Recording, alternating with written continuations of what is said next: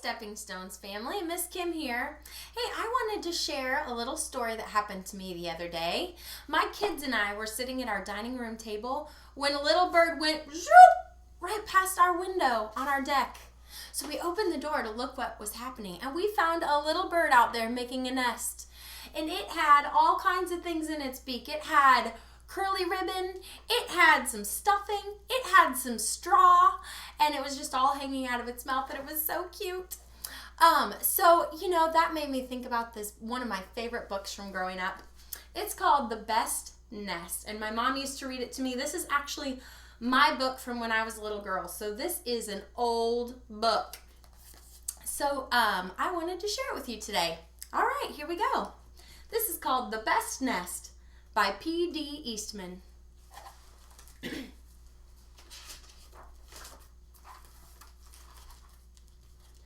Mr. Bird was happy. He was so happy he had to sing. This was Mr. Bird's song. I love my house, I love my nest, in all the world my nest is best. Then Mrs. Bird came out of the house. It's not the best nest, she said. I'm tired of this old place, said Mrs. Bird. I don't like it. Let's look for a new place right now. So they left the old place to look for a new one. Well, this place looks nice, said Mr. Bird. Let's move in here. But somebody else had already moved in. So they looked at another house. This one looks nice, said Mr. Bird, and there's nobody in it.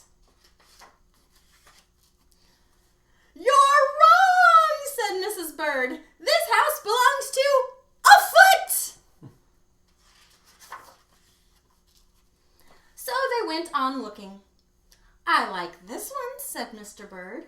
It has a pretty red flag on the roof. I've always wanted a house with a flag, said Mrs. Bird. Maybe this place will be all right. But it was not all right. I guess I made a mistake, said Mr. Bird. You make too many mistakes, said Mrs. Bird. I'm going to pick the next house.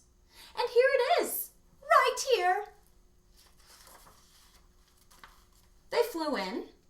They looked around. Isn't it too big? Asked Mr. Bird. I like this big place, said Mrs. Bird. This is the place to build our new nest. They went right to work. They needed many things to build their nest. First, they got some hay. They got some soda straws and broom straws. They got some sweater string. They got some stocking string and mattress stuffing. They got some horsehair. They got some man hair. Soon they had all the hay, all the straw, all the string, all the stuffing, all the horsehair, and all the man hair they could carry. They took it all back to build their nest. That's a little bit what like the bird in my window looked like. Mr. and Mrs. Bird worked very hard. It took them the rest of the morning to finish their nest. This nest is really the best, said Mrs. Bird. I want to stay here forever. Mr. Bird was very happy too. He flew to the top of his house and he sang his song again. I love our house, I love our nest, in all the world our nest is best.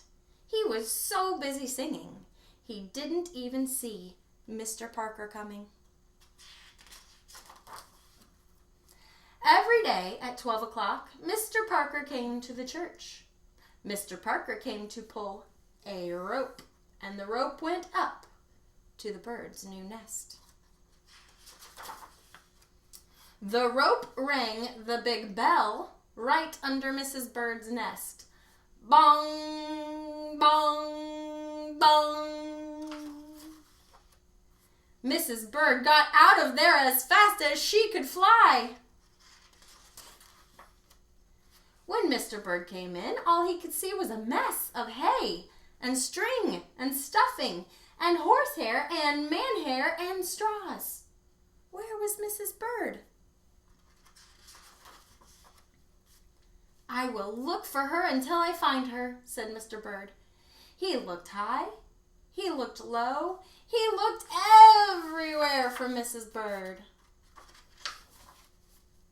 He looked down into a chimney, but Mrs. Bird was not there. He looked down into a water barrel, but Mrs. Bird wasn't there.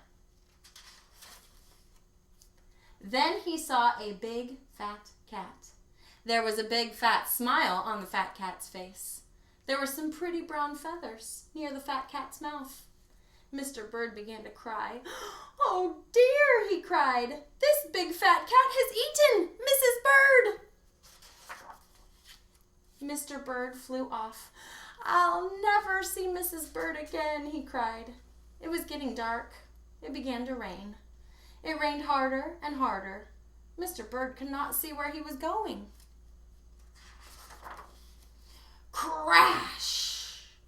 Mr. Bird bumped into something. It was his old house. The old house that Mrs. Bird did not like.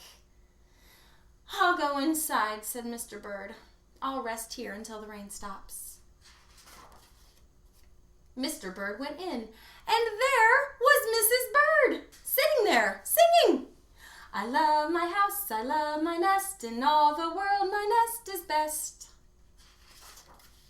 "You here?" gasped Mr. Bird. "I thought you didn't like this old nest." Mrs. Bird smiled. "Well, I used to not like it," she said, "but a mother bird can change her mind. You see, there's no nest like an old nest for a brand new bird." And when the egg popped open, the new bird thought so too. Thanks for reading with me today, friends.